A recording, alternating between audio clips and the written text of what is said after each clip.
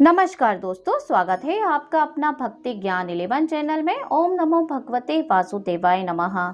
दोस्तों, श्रावण माह के कृष्ण पक्ष की एकादशी का नाम कामिका एकादशी है। इस साल 2024 में 31 जुलाई को यह कामिकी एकादशी का व्रत रखा जाएगा। जो भी भक्त कामिकी एकादशी का व्रत रखता है उसे आभूषणों से युक्त बछड़ा सहित गोदान करने से जो फल प्राप्त होता है वह फल कामिका एकादशी के उपवास से मिल जाता है।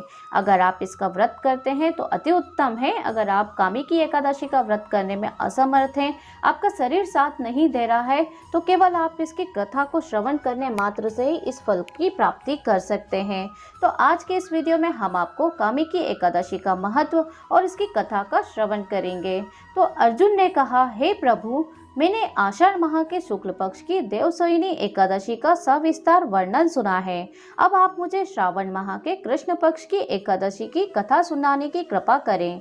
इस एकादशी का नाम क्या है, इसकी विधि क्या है, इसमें किस देवता का पूजन होता है, इसका उपवास करने से मनुष्य को किस फल की प्राप्ति होती है। भगवान श्री कृष्ण ने कहा, श्रेष्ठ धनुधर, मैं श्रावण माह की पवित्र एकादशी की कथा सुनाता हूँ, ध्यान पूर्वक श्रवण करो। एक बार इस एकादशी की पावन कथा को भीष्म पिता ने लोकहित के लिए नारद जी से कहा था। एक समय नारद जी ने कहा, हे पितामह, आज मेरी श्रावण के कृष्ण पक्ष की एकादशी की कथा सुनने की इच्छा है, अतः आप इस एकादशी की व्रत कथा विधान सहित सुनाइए। नारद जी की इच्छा को सुन पितामह भीष्म ने कहा, हे नारद जी, आपने बहुत ही सुंदर प्रस्ताव किया है। अब आप बहुत ध्यान पूर्वक इसे श्रवण कीजिए। श्रावण माह के कृष्ण पक्ष की एकादशी का नाम कामिका एकादशी है। इस एकादशी की कथा सुनने मात्र से ही वाजपेयी यज्ञ की फल की प्राप्ति होती है। कामिकी एकादशी के उपवास में शंख चक्र गदाधारी भगवान विष्णु का पूजन होता है। जो मनुष्य इस एकादशी को धूप दीप नैवेद्य आदि से भगवान विष्णु की पूजा करते हैं, उन्हें गंगा स्नान के फल से भी उत्तम फल की प्राप्ति होती है। सूर्य ग्रहण और चंद्र ग्रहण में केदार और कुरुक्षेत्र में स्नान करने से जिस पुण्य फल की प्राप्ति होती है, वह पुण्य कामिका एकादशी के दिन भगवान विष्णु की भक्ति पूर्वक पूजा करने से प्राप्त हो जाती है।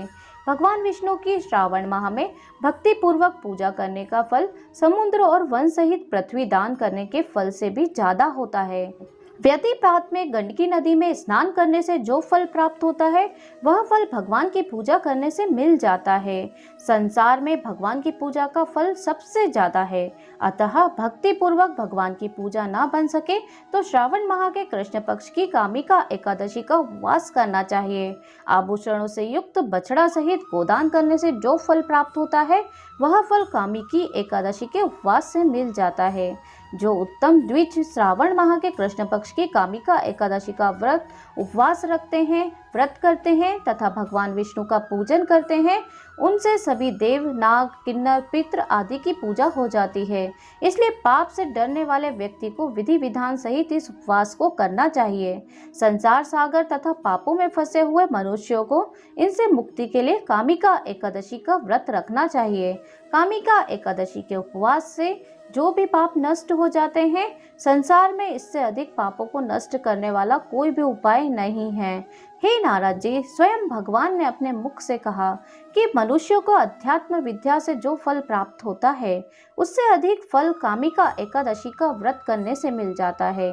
इस उपवास के करने से मनुष्य को न यमराज के दर्शन होते हैं और न ही नरक के कष्ट भोगने पड़ते हैं, वह स्वर्ग का अधिकारी बन जाता है। जो मनुष्य इस दिन तुलसी दल से भक्ति भाव से भगवान विष्णु का पूजन करते हैं, वे इस संसार सागर में रहते हुए भी इस प्रकार अलग रहते हैं जिस प्रकार कमल पुष्प जल में रहता हुआ भी जल से अलग रहता है। तुलसी दल से भगवान श्री हरि का पूजन करने का फल एक बार स्वर्ण और 4 बार चांदी के दान के बराबर के फल के बराबर है। भगवान विष्णु रत्न मूड़ी मणि आदि आभूषणों की अपेक्षा तुलसी दल से अधिक प्रसन्न और शीघ्र प्रसन्न हो जाते हैं। जो मनुष्य प्रभु का तुलसी दल से पूजन करते हैं उनके सभी पाप नष्ट हो जाते हैं। हे नारद जी, मैं भगवान की अति प्रिय श्री तुलसी जी को प्रणाम करता हूँ। तुलसी जी के दर्शन मात्र से मनुष्य के सभी पाप नष्ट हो जाते हैं और शरीर के स्पर्श मात्र से मनुष्य पवित्र हो जाता है। तुलसी जी को जल से स्नान कराने से मनुष्य के सभी यम यातनाएं नष्ट हो जाती हैं।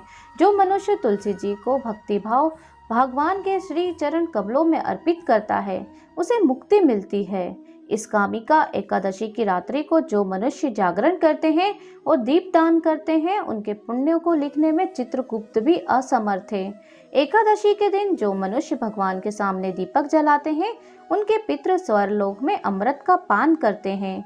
भगवान के सामने जो मनुष्य घी या तिल के तेल का दीपक जलाते हैं उनको सूर्य लोक में भी सहस्त्रों दीपकों का प्रकाश मिलता है।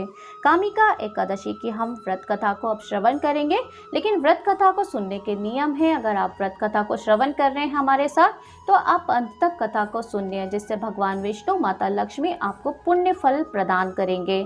साथ ही कथा को प्रारंभ करने से पहले भगवान विष्णु माता लक्ष्मी का ध्यान करते हुए हम इस कथा का प्रारंभ करते हैं। तो बोलिए भगवान विष्णु माता लक्ष्मी की जय, माता पार्वती भगवान शंकर की जय।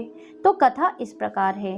एक गांव में एक वीर क्षत्रिय रहता था। एक दिन किसी कारणवश उसकी ब्राह्मण से हाथापाई हो गई और ब्राह्मण की मृत्यु हो गई।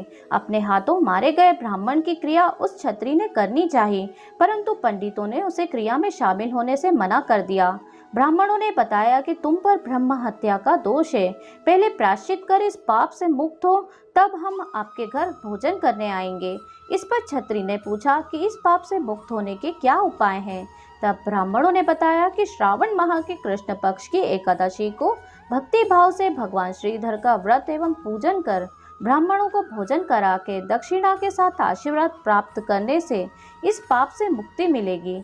पंडितों के बताए हुए तरीकों पर व्रत कराने वाली रात में भगवान श्रीधर ने क्षत्रिय को दर्शन देकर कहा कि तुम्हें ब्रह्म हत्या के पाप से मुक्ति मिल गई है। इस व्रत के करने से ब्रह्म हत्या आदि के सभी पाप नष्ट हो जाते हैं और इहलोक में सुख भोग कर प्राणी अंत में विष्णु लोक को जाते हैं। इस कामिका एकादशी के महात्म्य के श्रवण और पठन से मनुष्य सर्वलोक को प्राप्त करते हैं। तो बोलिए भगवान विष्णु माता लक्ष्मी की जय। जय श्री हरि। तो यहाँ पर कामिका एकादशी की व्रत कथा की समाप्ति होती है। कथा को श्रवण करने के बाद भगवान विष्णु माता लक्ष्मी से अपनी प्रार्थना विनती करिए कि हे एकादशी माता भगवान विष्णु, जैसे कि आपने क्षत्रिय से हुए पाप को आपने समाप्त कर दिया, व्रत को करने के बाद उसे उत्तम फल की प्राप्ति दी, वैसे ही हम पर अपनी कृपा दृष्टि बनाई रखना और हम पर को भी सारे सुख प्रदान करना। तो कहानी सुनने वाले, कहानी सुनाने वाले और कहने वाले और हुक्कारा भरने वाले को घटती हो तो पूरी हो तो परवान चढ़े, भूले विसरे मैं नाम तेरे भंडार भरे। तो इस तरीके से मैंने आपको कामिका एकादशी की पौराणिक प्राचीन कथा सुनाई है। आशा करती हूँ आपको जरूर पसंद आई होगी। कथा में बने रहने के लिए आप सभी को धन्यवाद। आगे भी इसी तरीके से कहानी कथा, तीज त्योहार, व्रतों की जानकारी हमारे चैनल पर इसी तरीके से वीडियो के माध्यम से आपको मिलती रहेगी। अगर वीडियो आपको थोड़ा सा भी अच्छा लगा है तो श्री हरि के नाम पे कमेंट बॉक्स में ओम नमो भगवते वासुदेवाय नमः या जय श्री हरि जरूर लिख दीजिए और अपने फैमिली, फ्रेंड, रिश्तेदारों तक भी ये वीडियो जरूर शेयर कर दीजिए ताकि वो भी इस कथा को सुनकर उत्तम फल की प्राप्ति कर सकें। तो और भी हमारे वीडियो, सावन से संबंधित वीडियो हमारे चैनल पे उपलब्ध है। आप वहां पर जाकर सावन से संबंधित वीडियो देख सकते हैं। चैनल पे नए हैं तो सब्सक्राइब जरूर कर लीजिए, नोटिफिकेशन बेल को भी ऑन कर लीजिए ताकि जब भी इस तरह का वीडियो अपलोड होगा तो सबसे पहला नोटिफिकेशन आपको जरूर मिल जाएगा। तो मिलती हूँ मैं आपसे नेक्स्ट वीडियो के साथ। तब तक के लिए जय श्री हरि। ओम नमो भगवते वासुदेवाय नमः।